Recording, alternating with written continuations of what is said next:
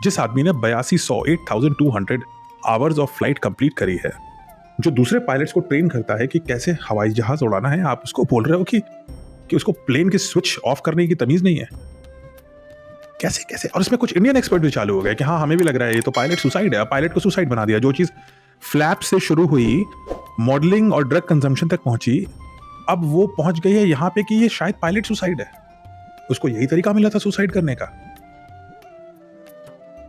अभी कुछ दिन और रखिए, फिर ये भी बोल सकते हैं कि अरे ये सुसाइड ही नहीं था, ये तो ऑर्गेनाइज क्राइम था, वो तो जानबूझ के इतने लोगों को मारने की कोई कोशिश कर रहा था, उन्हीं 2 पायलट में से एक। और उसको सॉफ्ट टारगेट बनाना आसान है, बिकॉज उस व्यक्ति के जीवन में सिर्फ एक और व्यक्ति है जो उसके 90+ साल के पिता है। कितने साल जिएंगे इस गम के साथ?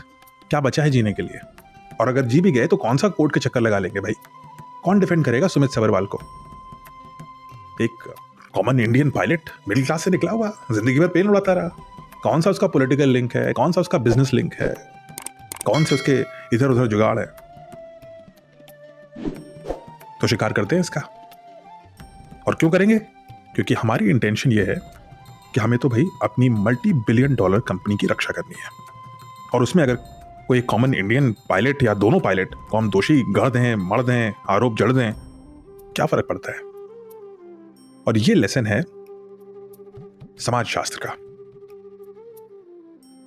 जीवन में जो अशक्त है और उससे भी ज्यादा जिसका कोई नहीं है, वही दोषी है। सबसे पहले दोष के बाण उसी के ऊपर जाते हैं जिसकी ढाल पकड़ने के लिए उसके परिवार में कोई नहीं है, जिसकी ढाल पकड़ने के लिए उसके दोस्त नहीं है, जिसके पावरफुल कनेक्शंस नहीं है। वो आदमी गलत हो या ना हो, दोषी जरूर है।